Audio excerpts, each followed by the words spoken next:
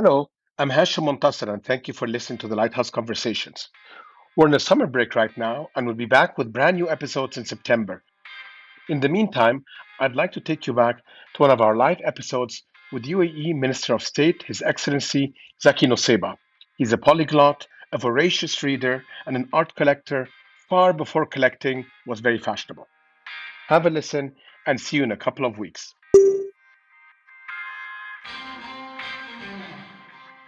Zaki, last time we met, actually a few years ago, was here in the Lighthouse. We had lunch, and you talked to me about your family a little bit, leaving Jerusalem in the 1960s, and you and your siblings dispersing and going to different places. And your family was one of the oldest recognized families in Jerusalem, right? Is It was that one correct? of the families that went with Umar ibn al-Khattab when he went to Jerusalem, settled there, and lived there since then. And we still, of course, have large numbers of family living there. I was at a school called St. George's, which is an Anglican church school, and it had its choir at school. And it was in an environment where you didn't know what religion was. We knew we were Muslims. We had friends who were Christian, who were Jewish, who were different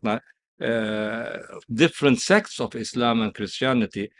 But having a friend sit next to you at school called Salim or Ali or Basim, you really didn't know whether he was Christian or Muslim, and it never came into our minds. So this was the kind of spirit of the place. But again, because of the churches that it has, because of the mosques, of course, the Dome of the Rock, the Masjid al-Aqsa, the Aqsa Mosque. There was a lot of music in those days, the music that you heard in the churches, again in the choirs, but also a number of active cultural centers for the foreign embassies or consulates that were in Jerusalem that brought concerts to Jerusalem. I remember, as an example, the British Council in those days, and unfortunately it stopped doing it, used to have libraries. And you used to go and be able to get books to read because books were not easy to have access to in those days.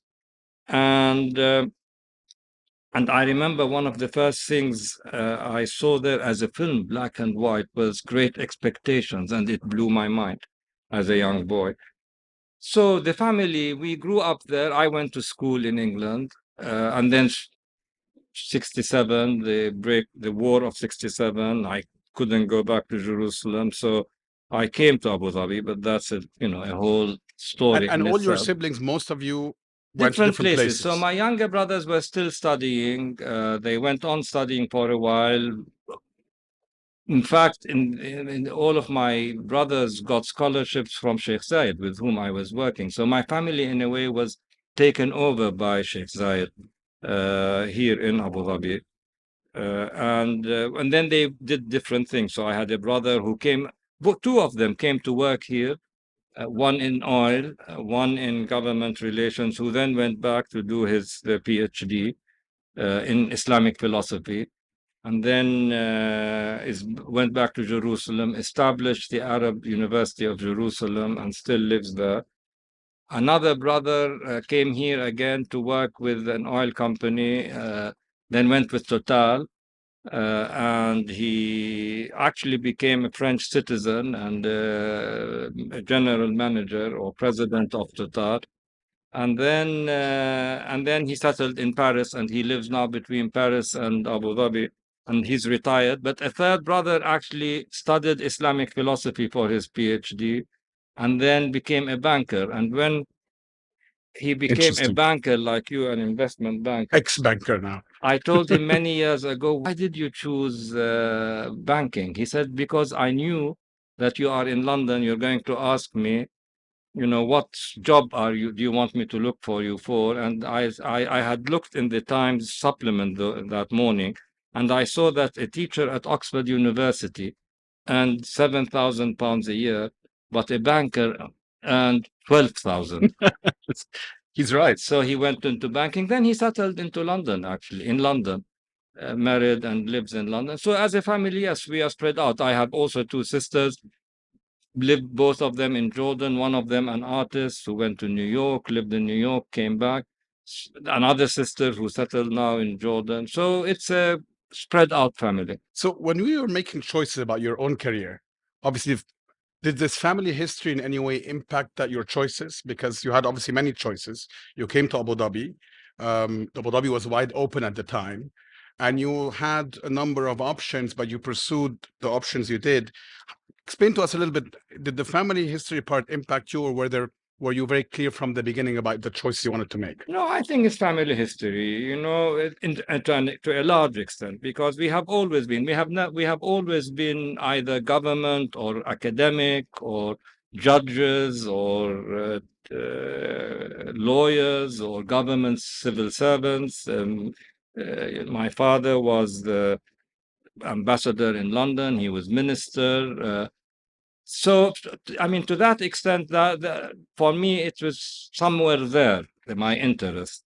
But in fact, from that very day, I went to the British Council and saw Great Expectations in black and white. And then I read the novels of George Zidane, I remember as a young boy. You know, George Zidane is an Arab author who's written a series of history books. He's almost like a Sir Walter Scott. And it's all based on Islamist Arabic history, recounting Harun al-Rashid, the assassins, but always in an amazing, with an amazing facility. And I loved it. I mean, I loved reading. And then, of course, the poetry. We at school, at St. George's, we used to have a teacher who is the best teacher we ever did have, who taught us Arabic, modern, romantic poetry. And so, I mean, that was always reading books. And the poetry came back in your life later on because It you really- yes. translated, some poetry. Yes. I mean, poetry has been from the outset one of my great passions.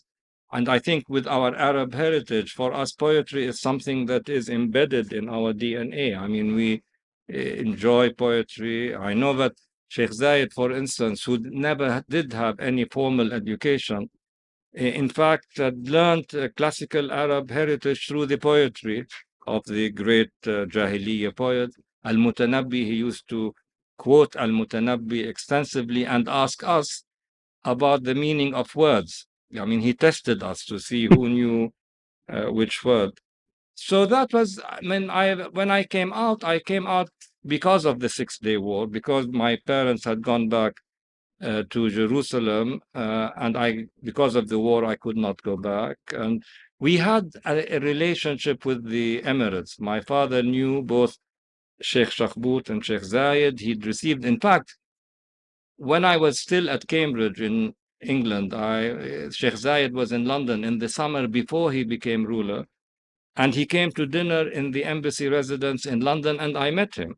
But I had Through your no father. idea. Yeah, through the father. But I had no idea That you would be that there. my life, my destiny is going to be in Abu Dhabi. But in 1967, after it was June that I came down, as they say, the war had broken up. So my father said, why not go to Abu Dhabi? We had a company here that was just about opening because Sheikh Zayed had just become a ruler. He was developing some major contracts in Abu Dhabi. And they said, go out and try your luck. I came, but did not really feel attracted To that to job. working in contracting or accounting or selling iron rods. And so I drifted into journalism. I was going to say, so you started with journalism. I drifted into journalism. You know, in those days, there was one hotel called the Beach Hotel. It was the only place in town which was a watering. The Sheraton now, or what? It's the Sheraton Yeah. Place Hotel now. Yeah. And it the only place that had air conditioning. I mean, we used to live in prefabricated kind of units, sometimes had electricity, often not, even in summer. But the hotel was the only place that had both electricity, air conditioning, and company.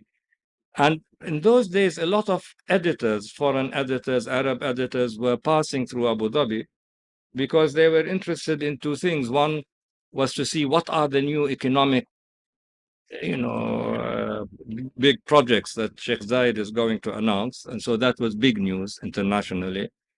But also because they were worried once Britain announced that it will withdraw from the Gulf, There'll be a vacuum. that there will be a power vacuum, Yeah. and therefore a security issue.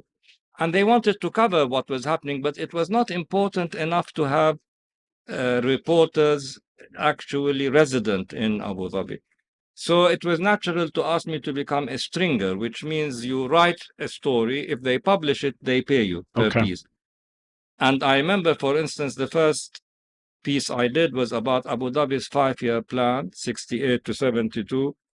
I sent it to the Financial Times. I got £10, which was a lot of money in those days. But also, you could rewrite that story into 4 or 5 different forms and then send it to Agence France Presse and to Reuters and to The Economist. So it's not just your brother, the banker, that knew how to make money. A little to survive. I mean, in those days, it was survival.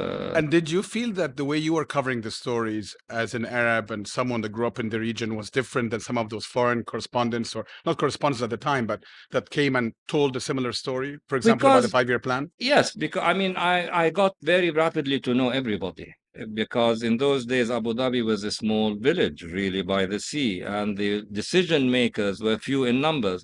And it was enough to say, I am Financial Times, and all doors would open to you. And then I met everyone within a month or two. And of course, living there, knowing the history, before going out, and from the time that I met Sheikh Zayed in London, I mean, I was obviously fascinated by the man and his history, and I had started even then to read a lot of the books about the region, Arabian Sand, Wilfred Thesiger, The Golden Bubble. I mean, there are a number of books that I read. And so when I came out, I was well introduced both to the region, its history, the tribal history, the stories of Abu Dhabi and Dubai and the Emirates, and I found it all fascinating. Was there documentation and writing that was coming from the region? I mean, I'm just contrasting growing up in Egypt and remembering I started reading some parts of the, especially more modern history of Egypt, only when I left, I went to the States, because in Egypt, you had a very particular and subjective kind of coverage. I'm not saying outside it wasn't subjective, but it didn't exist. Did you experience something similar at the time? There was very little that was written from this region. So almost immediately I became Sheikh Zayed's interpreter in 1968, and then media director. And one of the first things we had to do is to go and find the history so that we can publish it as a department of information. And of course, then you had to go to the Lorimer gazetteers, you had to go to the British documents to start finding the archives about the tribal history, and then to revise them. You see, there was a lot of oral history then. So we had to go and research the actual archival history, then come to Sheikh Zayed, and this is the Department of Information, and actually work out what was factual and what was not. And so a lot of the work we did in those years, early days, I remember, was researching the history and publishing them as publications of the Department of Information. And in those days, we had to go to Beirut to do everything. You know, if you needed publishing. To publish, because there were no printing presses, there was no course, here. I mean, I remember when we started our first Arabic newspaper, Al-Ittihad, we would assemble photographs, articles, then send them to Beirut so that they're printed there, then wait for the Middle East airline to bring them back. And so the newspaper came initially in two editions a week. It was a bi-weekly. And the first English newspaper I started, called Abu Dhabi News, was once a week here. And what then year became was that? Emirates News. It was 69 or so. And it was a general newspaper covering various... Yes, but I mean, few pages and covering. It was really still then elementary kind of journalism. And then, of course, that developed over the years. Let me transition for a minute here, talk just about your interest in art. So that's you have a, multi-decade relationship with art that's in some cases well told before, but I'm interested in your particular relationship with art because it's not only just collecting art. I mean, obviously that's one aspect that you enjoy. And we just talked now, we were talking about, for example, some of your pieces from your collection that were exhibited in NYU Abu Dhabi as part of one of the professor's curated exhibition for his students. So your relationship with art goes beyond collecting into, what is it? Is it the learning? Is it the interacting with it? What draws your interest here? I love the German language.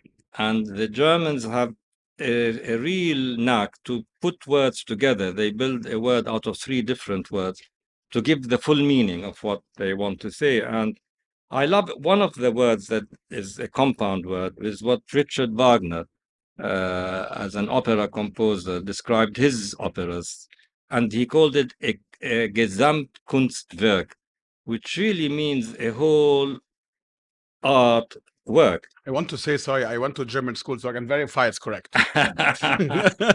So a Gesamtkunstwerk, what he wanted to say by that is that he's not just composing an opera, he's not just composing music, he's not just he's actually writing poetry, he's a philosopher.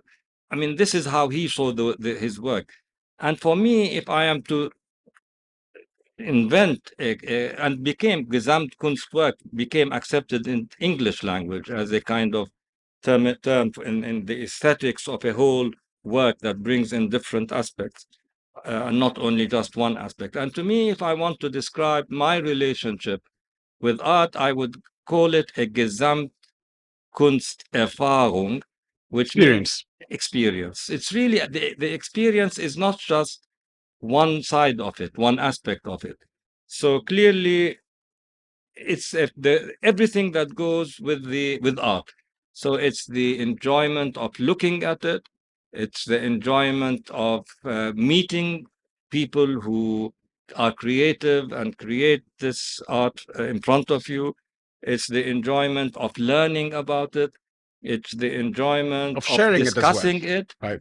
And it's the enjoyment of sharing it. Because in the end, no art should exist, in a kind of monastery, although it's all right in a monastery if you can go and visit. But it should really be shared by all. This is why I personally love museums. I love museums when they don't charge people, because I think access should be free.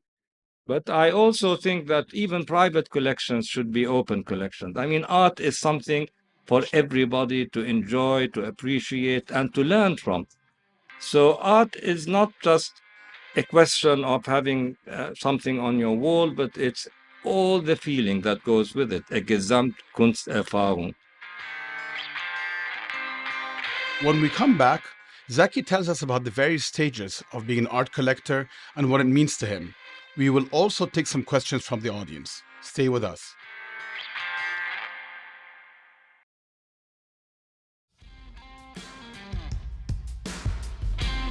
Welcome back. You're listening to the Lighthouse Conversations and our live episode with Minister of State Zaki Nusseibeh. Before the break, Zaki was telling us about the impact art had on him, the overall experience, which is in German named Gesamtkunsterfahrung, and why he feels all art should be public. I mean, I again think that art speaks to you, and you cannot just enjoy everything, and you do not react in the same way to everything that you see. And of course, I went through several phases. First, when you enjoy art, you enjoy everything. Sure. I mean, I remember as a schoolboy, I was still at rugby school in England, and I went to Paris, maybe 16, maybe 15. And my sister was studying at the École des Beaux-Arts as a painter herself. And I remember in those days, the Impressionist art was in the museum called Jeu de Paume, which was in the Jardin des Tuileries.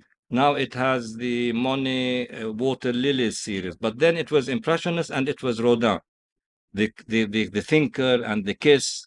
And I remember when I saw those in Paris, it just blew my mind. And from then, you go to enjoy all kinds of arts. I mean, in London was beautiful. Cambridge had, of course, the Fitzwilliam Museum, which had everything from Rembrandt to Rubens. And when you transition to look at Arab art. But this is what I want to say. So this is the first phase, is when you go and look and enjoy art and you try to learn about art generally.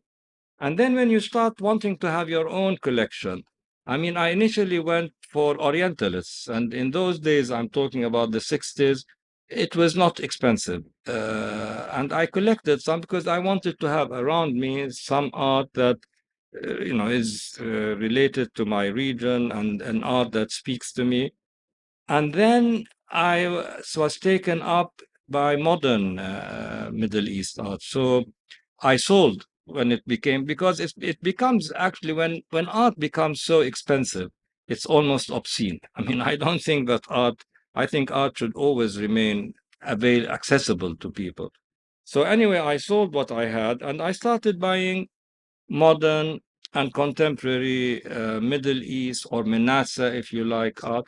And of course, since coming here, this has been really my focus, is to get art from Menasa, from the region, from starting with the Gulf, with the Emirates, with the region, with the Middle East, but with India, Southeast Asia, to look at art that talks to us. And the UAE, as you know, has 200 nationalities that live and work and create creatively live together here. And so you have all of this to talk to you. And this is really my focus now. Have It's you kind of found art. anything particular that speaks to you within? I mean, it's now a larger body of work in terms of both modern and contemporary art in the Middle East. I mean, for example, I find myself drawn to particular eras. Some cases, the pre-67 era in Egypt, for example. Maybe it's nostalgic. I'm not sure. Maybe it's freezing certain memories. But have you found in your sort of interest a particular era or line speaking to you?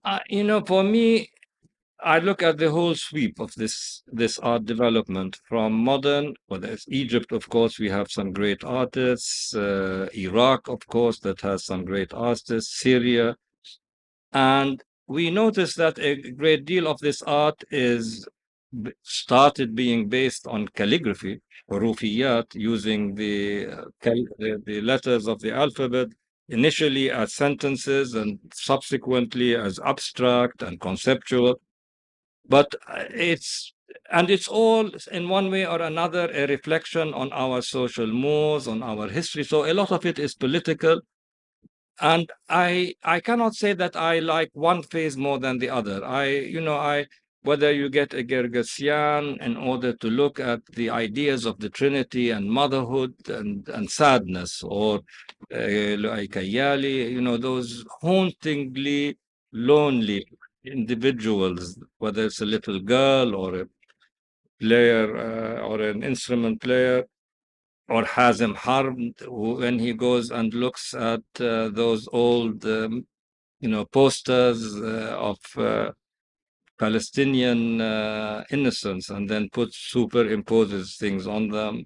So I cannot say one phase and not the other, but a lot of it, I would say, Iranian art. I mean, if you have Farhad Mushiri, these classical jazz that are both part of our heritage because it's classical, it has poetry. Normally, he writes poetry on it.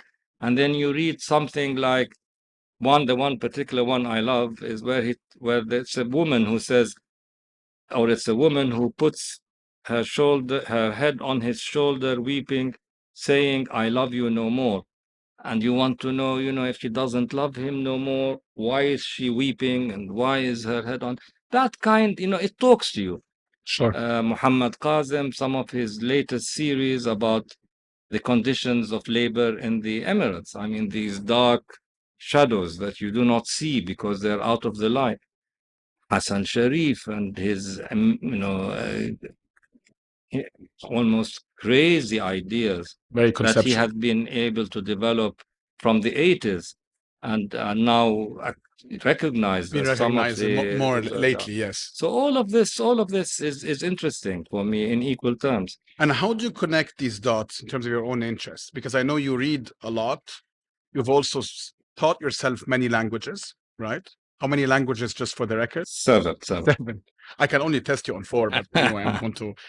So how do you connect these dots? Because I think it's also a very important consideration when we think about, students and children today growing up, and how do we build all of the ecosystem together? Because it's not one or the other. It's not You know alone to what just have makes art. us You human, have to have all these in pieces. How do fact, you connect those is dots? our propensity to tell stories and to enjoy storytelling. So, from being a baby, how does a baby learn? A baby learns by listening to stories and sounds. So everything connects. The language is sound. This is what makes us human beings. It gives us language, and then it gives us the ability to be storytellers, weavers of dreams, and then those dreams become our own. So if you start reading, and I mean, as children, when we start reading those stories, whether it's Alice in Wonderland or uh, you start having images in your own mind about the events that take place, about Red Riding Hood and that bad wolf that's, and then from those images, your mind grows. You develop.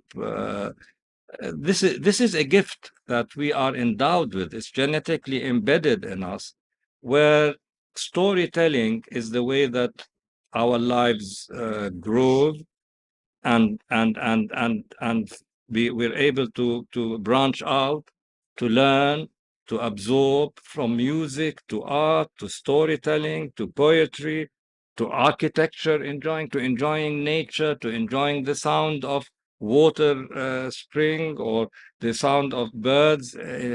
All of this is storytelling. I mean, we really are humans in that we are storytellers, and that we really learn by listening to stories or recounting those stories. Now, an artist would tell you a story. Chopin will tell you a story through his music.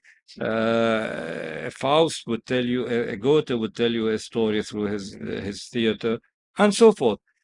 This is the connecting, I believe personally, and this is how I brought up my children, always to induce in them very young, as children, the love. And I'm sure all parents do this with their children. They induce in their children storytelling.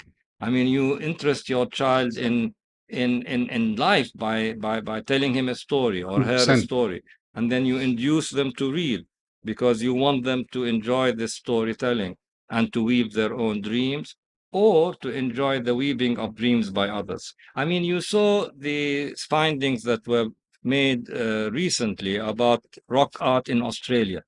44,000 years ago, and this is when man was pre-Neolithic, I don't know what they are, or Paleolithic, or whatever term there is, but this is 44,000 years ago, when that man was still a hunter-gatherer, so agriculture has not developed, and yet they spent all their time scavenging for food, and yet they were able to draw these designs on walls, and 44,000 years ago, of animals that had human heads. And obviously, again, it's a way of telling a story. So there is a need, there is an embedded need in our genetic And makeup. obviously, some of the art you spoke about earlier are also artists wanting to tell their own story. I mean, Hazem is a case in point, but wanting to tell their story, or at least appropriate the narrative for themselves and tell a version of that story. And I think every form of art is storytelling, whether it's music, whether it's a novel,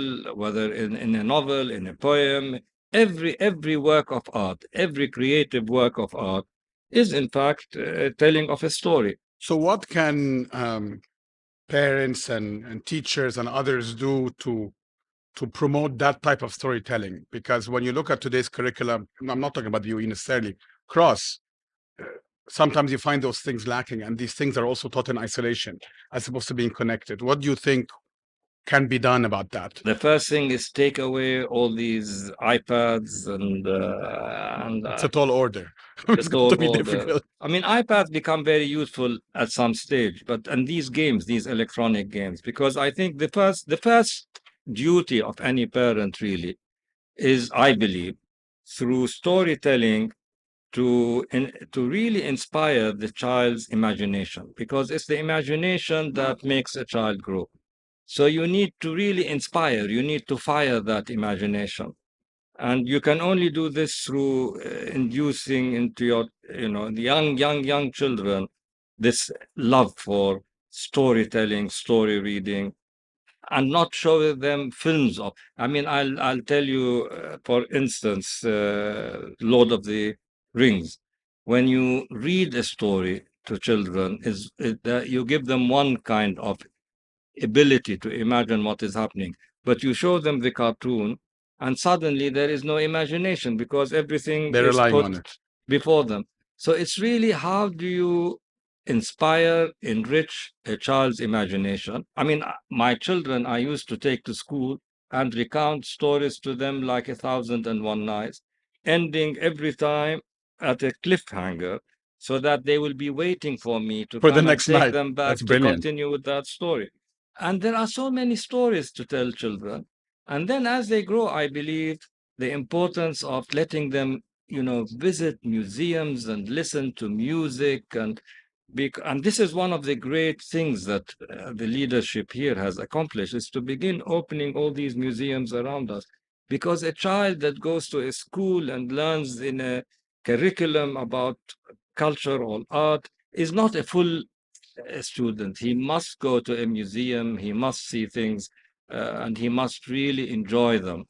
Uh, and teachers, well, this is bring culture, art, teach children how to really, again, enrich the imagination. Always the question of enriching a person's imagination. And to that point about culture production here in the UAE, as you said, the first chapter was obviously building the infrastructure. Many museums have opened, art galleries. That was top down for the most part. And now you're seeing also over the last 10 years, let's say, a bottom up movement as well. Several movements, Al Cirkel, Minam is with us here, and others have really spearheaded this movement that's more organic. And there's an interplay between the top down government led and the organic. How does that play out going forward? Okay, I think to begin with, let's just to put something out of into context, that there was always also organic social involvement in art. Sure. So when we talk about for instance, the Hassan Jarif group that in the 80s created a society, Sand Castle, that met together with poets, and they included poets and painters. So there was always a social, organic, if you like, movement. Uh, but of course, in a place like the UAE, which really started on a marvelous journey 50 years ago, I always tell people who come to visit here, you need to look at a record of what existed 50 years ago to see and to appreciate what was accomplished in such a short span of time. And it's not a question of oil money, because oil is abundant in Libya, and oil is in Iraq, and oil is in Nigeria. So it's a number of things that work No, there has to be together, a will and an interest. and good governance and passionate leadership and responsible, leaders with the sense of responsibility and so forth. But the basic, I would say, first 40 years were focused on building the infrastructures that were badly needed, including roads. The airport in Dubai, the first one I came to, was a small building where you could see it, you walk from one end to the other, and you look at Dubai's airport today. But at the same time, the next, if you like, phase of development is one where the focus is really on education, creating a society of knowledge, and culture as an integral part of education. And this is where you need governments from up downwards to invest. Mm. And this has happened, throughout history. So the great collections of the world, whether it's in Florence or in Venice or in Paris, they were all started by either royal families or leaders or emperors. And this is something that the government in the UAE is doing now. In Sharjah, they've been doing it since the 90s of the last century, with the Biennale that has taken off as an amazing landmark international on the global art scene. The museums, 24 museums.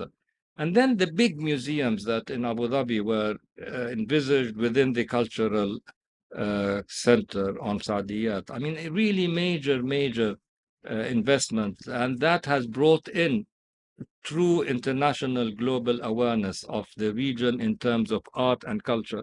So whereas I would say in the first, art in the West was always considered from a Western-centric perspective, that is something that develops in Paris and London and Los Angeles, but nothing possible in Cairo or New Delhi. Or now that perspective has changed.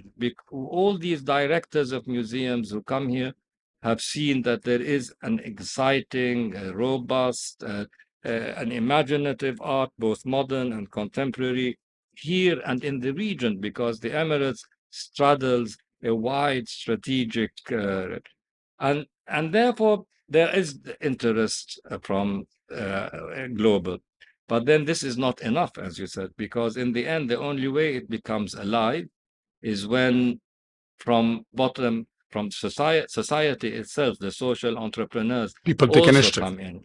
And this is something that Al Sirkal has done in a major way. And, really kudos to him. And because he created a cultural hub that is independent of government control in the heart of the city.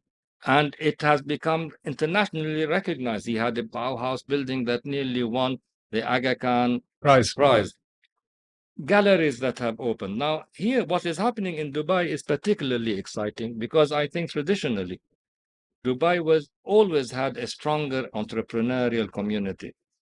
Abu Dhabi was more government and is more government fixated, but it's a good, Sure, if you like, it's a good balance as well. complementarity. Yeah, absolutely. Abu Dhabi can invest in those big museums that we are having, the Louvre, the Guggenheim, the Zayed National Museum, later perhaps the Maritime.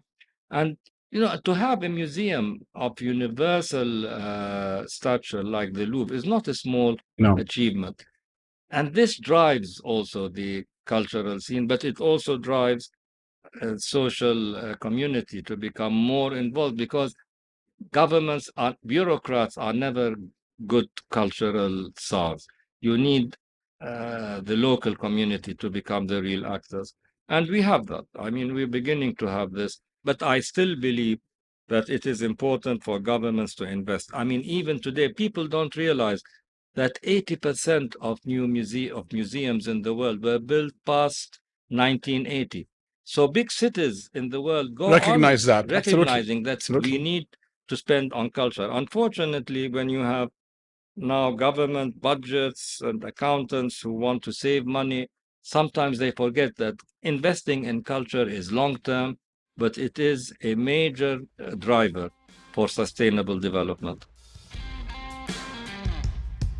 It was truly inspiring getting Minister Zaki's perspective on how the region continues to build its own narrative and use its rich history as a launching pad.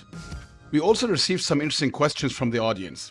For example, one member of the audience wanted to know how Sheikh Zayed acted as a patron for arts and culture, even beyond the borders of the UAE. In 1969, as an example, but after that, Sheikh Zayed used to go to Geneva. We used to go to Geneva. He would spend the summer and he would spend the time there.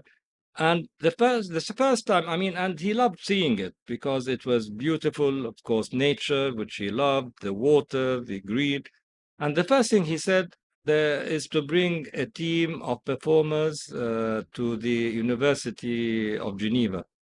There was a professor, he knew the region, Simon Jargi. And so I got to know him. And then we brought over a whole team of Ayale dancing and music players, and they performed on the stage at the University of Geneva. And I remember bringing them with me. They were very young performers. And as we drove from airport in a bus into Geneva, one of them told me, I read a lot of description of heaven in the Quran. And now that I see this around me, I can see what heaven is like. And interestingly, Sheikh Zayed then created the same kind of lake with a water spring that comes from the middle in Al Ain near Al Mubazzara. But so for Sheikh Zayed, he was always interested in showing what we had as a cultural heritage everywhere he went. In 1969 again, and before we had infrastructure in Al Ain, he asked us to build the first museum, archaeological museum, which stands there today, although it's being renovated now, in order to show the archaeological finds from Healy and Nar about the communities who lived here 4,000 and 5,000 years ago, traded with the Indus Valley, with Mesopotamia, created beautiful pottery. He wanted to tell a story, and the story is about the people of the UAE. Do not come here just thinking this is an oil patch. It has discovered oil, and therefore there is no history, or there is no heritage, or there is no tradition. So Sheikh Zayed was very keen on making sure that our heritage and our traditions live with us, and then that we also expose them to the world that is coming to either live with us or work here.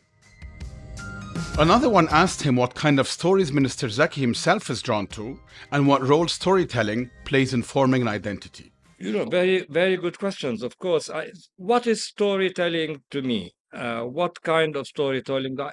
My whole life is built, if you like, around storytelling. So I look at everything in terms of a story that is either being recounted to me or of something that I am trying to read, whether that is in going to a Wagner opera, to the Ring, or going to a theater, going to the Globe and listening to Shakespeare, reading a novel, reading a poem. Everything for me tells me a story. And it goes through my mind the whole time. When I try to sleep at night, I go through a storytelling phase in order to go to sleep. So everything to me I go through is a question of storytelling. Even films I see, I try to make into a story, then live through them.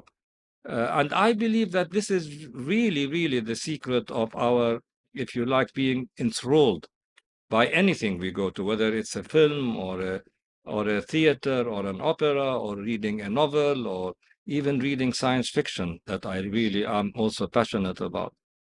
But we don't realize that it's storytelling. But this is the way that our imagination is nourished.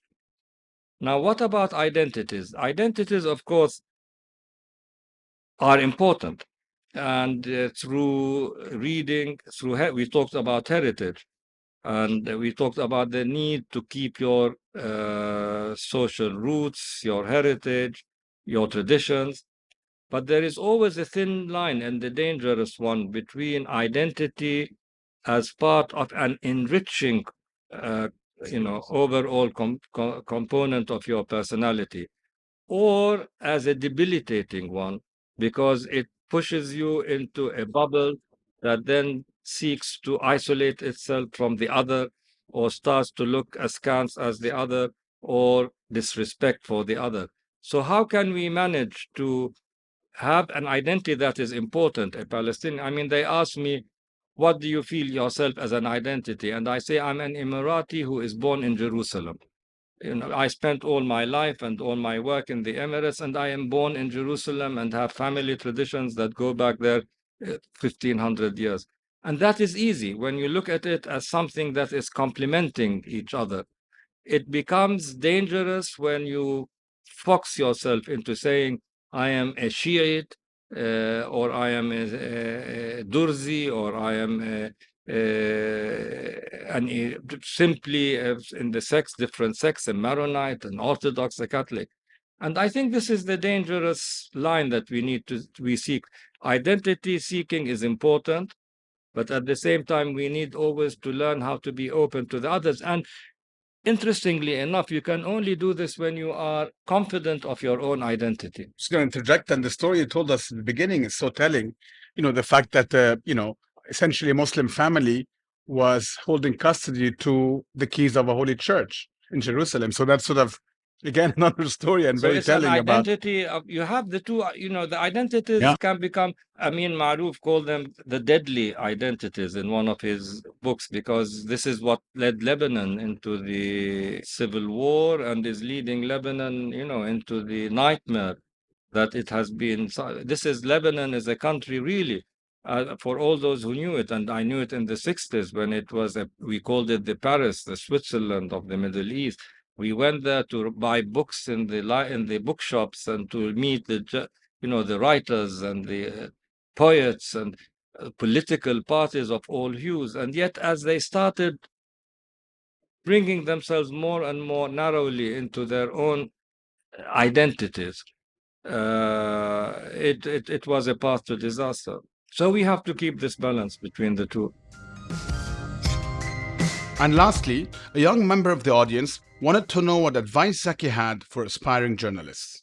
As a journalist, I think the first thing is to be passionate about your work, because you are telling a story. And, human nature is all about telling a story. And journalists are people who go out in order to report on things happening, whether it's in politics or in economics or in history, and they tell a story.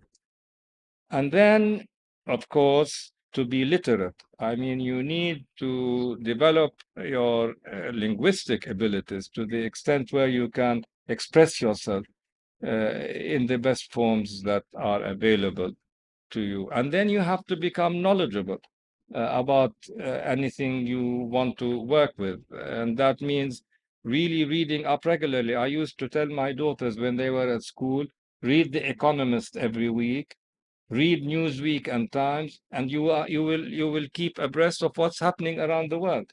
So you have to read and to be knowledgeable about everything you do. And then you have to network, because journalism depends on networking. You have to have your sources, you have to have your access, you have to have the trust and confidence of people who are in charge. Develop all of those together, and you will become a great journalist. Technology should not be used as a shortcut. Read the serious, I mean, take a newspaper, the Independent, the Guardian, the Times, any of those papers, the New York Times, and a great paper. Take a magazine, Newsweek and Time, and The Economist. Take a Times literary supplement. Learn about new books. You really need to read. In order to be a journalist, you really to read and read and read. A, that improves your own language. B, it teaches you how to express yourself, because there is a style for journalism, how to produce a paragraph, where to start it with, how to end your paragraph. And then knowledge and networking. I think on that note, we'll have to end it. Thank you so much, Your Excellency, for coming today and for joining us. Many more stories to tell. So inshallah, there'll be a sequel soon. Thank you all very much. Thank you. Thanks everyone for coming. As always, thank you for joining us on the episode of the Lighthouse Conversations, with me, Hashim Montasser, as your host. The Lighthouse Conversations is produced by Chirag Desai. You can listen to all our episodes for free in your favorite podcast player and on the web at thelighthouse.ae/podcast.